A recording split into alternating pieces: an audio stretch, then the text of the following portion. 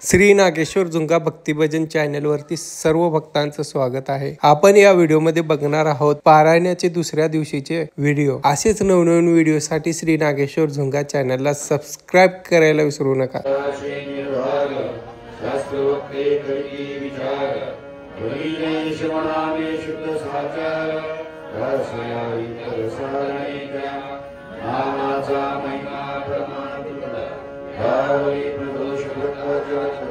राशि सर्वशक्ति प्राप्त होकर सत्य सत्य पुष्टि पुष्टि धृति ऐश्वर्धन संपत्ति संपत्ति दिव्य ज्ञान आये प्रदोष व्रत पूर्ण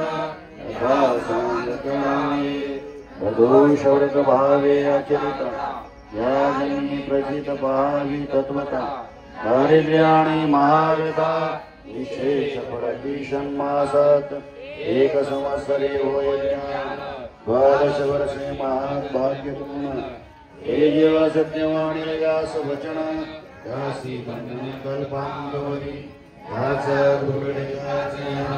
दासी दांडिक भक्ति रडिकेशी मालवचन जासी यामी प्राण तोनिनानी मृत्युनांगरे राम